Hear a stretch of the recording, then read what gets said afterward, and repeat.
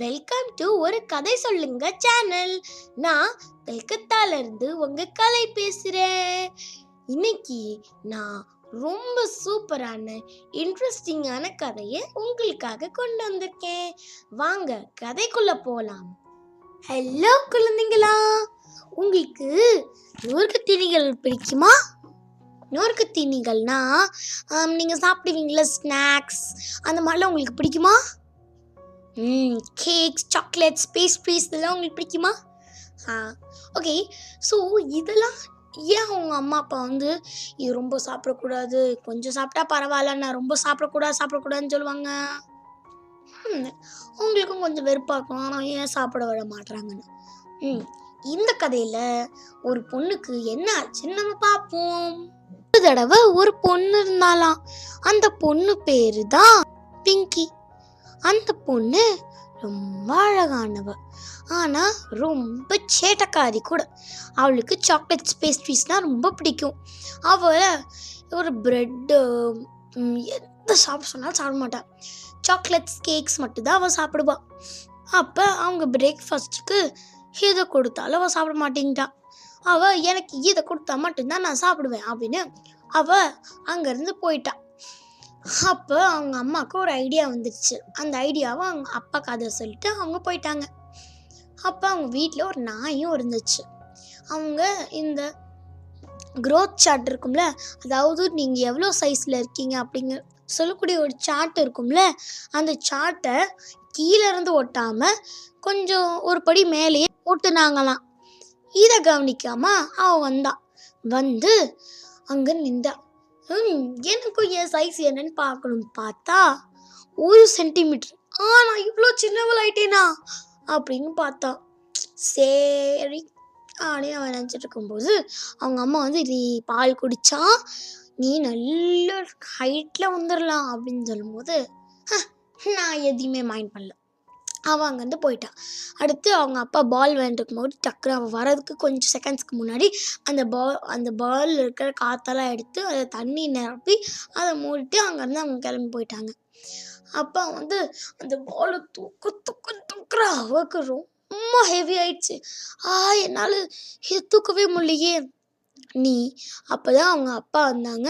அப்புறம் சொன்னாங்க, நீ சத்தான உணவு சாப்பிட்டீங்கன்னா நீ இந்த பாலை தூக்கிடலாம் அப்படின்னு சொல்லும்போது எனக்கு இந்த பால் வச்சு விளையாடவே தெரியல, நான் என் டால் வச்சு விளையாண்டுக்கிறேன் அப்படின்னு அவளோட டால் எடுக்க போகும்போது டக்குன்னு அவளோட நாய் அந்த டால் எடுத்துகிட்டு ஓடி போயிட்டான். அப்போ அங்கே ஓட அவளுக்கு ரொம்ப டயர்ட் ஆயிடுச்சு. அப்போ தான் அவளுக்கு ரொம்ப பசிச்சிச்சு. அவள் சோர்வாயிட்டான். அப்புறம் அந்த நாய் டால் கொடுக்கும்போது அதை தூக்கி போட்டு எனக்கு ரொம்ப பசிக்குது அப்படின்னு அந்த நாய் தான் முதுகில் அந்த பொண்ணை தூக்கிட்டு கிச்சனுக்கு போனால் பார்த்தா அங்கே நிறைய ஹெல்தி ஃபுல்லாக இருந்துச்சு. மீன், கறி, ப்ரெட்டு, சூப்பு, சாலடு, முட்டை. என்ன இருந்தாலும் அந்த ஒன்று கேட்டால் அந்த நாய்கிட்ட, என்ன இதுதான் என்னை சாப்பிட முடியா அப்படின்னு அவன் இறங்கி மேலே போய் அந்த சாக்லேட்ஸ், கேக்ஸ் எல்லாத்தையும் எடுத்து அவன் சாப்பிட ஆரம்பிச்சான். கொஞ்ச நேரத்தில் பார்த்தா என்னாச்சு அப்படின்னு பார்த்தா அவள் மூஞ்சி முழுக்க அந்த ஸ்க்ராச்சஸாக இருந்துச்சு. அவளுக்கு அந்த ரொம்ப ஒரு மாதிரியாக அவன் மூஞ்சி வச்சு அவள் கத்துனான். அப்போ தான் அவங்க அப்பா சொன்னாங்க, அதுக்கு நீ என்ன சாப்பிட்ருக்கணும், ஹெல்தி ஃபுட் சாப்பிட்டா தான் நீ ஹெல்த்தியாக இருப்ப. ஸோ இதெல்லாம் இனிமேல் நீ சாப்பிடவே கூடாது அப்படின்னு அவங்களுக்கு கொஞ்சம் மருத்துவத்தை பார்த்து அப்புறம் அவளை ஹெல்தி ஃபுட்டாக சாப்பிட விட்டாங்களாம். குழந்தைங்களா, நீங்கள் என்ன நினைக்கிறீங்க? நீங்களும் அது மாதிரி சாப்பிட்டு உங்களுக்கும் உடம்பு முடியாமல் போகணுமா? இல்லைல்ல, நீங்கள் சாப்பிடுங்க, நான் இல்லைன்னு சொல்லலை. ஆனால் அமௌண்ட்டை ரொம்ப கொஞ்சமாக வச்சுக்கோங்க. ஓகே குழந்தைங்களா? அதே மாதிரி நீங்கள் நொறுக்கு திணிகள் மட்டும் இல்லை, நீங்கள் டிவியும் நிறைய பார்க்கக்கூடாது. நான் உங்களுக்கு அந்த பிரின்சஸ் கொஞ்ச நாளுக்கு அப்புறம் என்ன பண்ணி என்ன கஷ்டப்பட்டாலும் நான் உங்களுக்கு இன்னொன்று கதையை சொல்கிறேன். என்ன ஆச்சுன்னா, ஒரு தடவை அந்த பிரின்சஸ் அவள் லேப்டாப் எடுத்து அவள் நிறைய கார்ட்டூன்ஸ் பார்த்துட்டு இருந்தா. அப்போ அவள் ரொம்ப பார்த்தோன்னே அவங்க அப்பா சொன்னாங்களாம், நம்ம ஒரு வாக்கிங் போயிட்டு வரலாம், வா நம்ம நாய்க்கூடையும் விளாட்லாம் அப்படின்னு சொல்லும்போது அந்த பிரின்சஸ் சொன்னாலாம், இல்லை என்னால் முடியாது, இப்போ நான் நிறைய கார்ட்டூன்ஸ் பார்த்துட்ருக்கேன், அவ திருப்பி பார்த்துக்கிட்டே இருந்தா. பார்த்துக்கிட்டே இருந்தா. அப்புறம் திருப்பி அவங்கள நாய் வந்து செஸ் விளையாட கூப்பிட்டுச்சு. அப்பயும் வரல. அவ செஸ்ஸ கம்ப்யூட்டர்ல பார்த்துட்டு இருந்தா. ரொம்ப ஜாலியா இருக்கு. இது ரொம்ப சூப்பரா இருக்கு. வாவ்! பிரின்சஸஸ் எல்லாம் டீ பார்ட்டி வச்சுட்டு இருக்காங்க. அப்படின்னோனே, அவ ஒரு ஃப்ளையிங் பிளேன் பார்த்தா. வாவ்! Flying planes.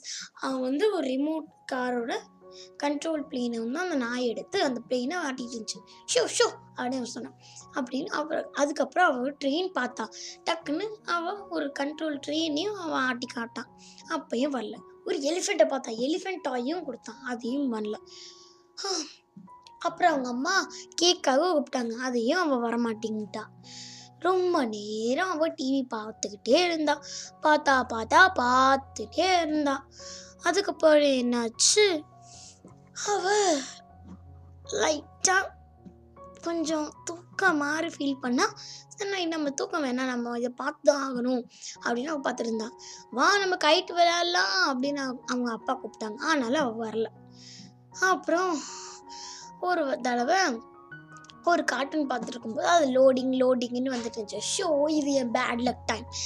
இது ரொம்ப இன்ட்ரெஸ்டிங்கான சீன் போயிட்டு இருந்துச்சு. சரின்னு அவள் லைட்டாக எழுந்திரிக்கும் போது அவளால் நடக்கவே முடியல. அவள் ரொம்ப நிறைய ஏதோ திங்ஸ் பார்த்துட்டு இருந்தா. ஏன்னா அவளோட கண்ணு மங்கெல்லாம் தெரிஞ்சிச்சு. அதுக்கப்புறம் அவள் என்ன சிரிக்கிற சத்தம் கேட்குன்னு பார்த்தா அவங்க ஃப்ரெண்ட்ஸ்லாம் விளையாண்டுட்டு இருந்தாங்க. அவங்க அப்பாவும் அம்மா அப்புறம் அந்த நாய் கூட ரொம்ப ஜாலியாக இருந்துச்சு. சரினா கீழே இறங்கி வந்து பார்த்தா அவங்க டீ பார்ட்டி வச்சு அந்த டீ எல்லாம் இருந்துச்சு. ஐயோ அவங்க டீ பார்ட்டிலாம் பண்ணியிருக்காங்க, என்னையே கூப்பிடாமே இல்லை. சரின்னு அவள் கீழே வந்து பார்த்தோடனே பாய் நாங்கள் நாளைக்கு பார்க்குறோம் அப்படின்னு அவங்க போயிட்டு இருந்தாங்களாம். அப்போ அவங்க சொன்னா இன்னும் கொஞ்சம் நேரம் விளையாண்டுக்கலாமே. இல்லை இப்போ சப்பர் டைம் ஆயிடுச்சு, நம்ம கார்ட்டூன்ஸ் பார்த்துட்டு வரலாம் அப்படின்னு. எவ்வளோ கார்ட்டூன்ஸ் தான் நீங்கள் பார்ப்பீங்க, வாங்க கொஞ்ச நேரம் விளையாடலாம்.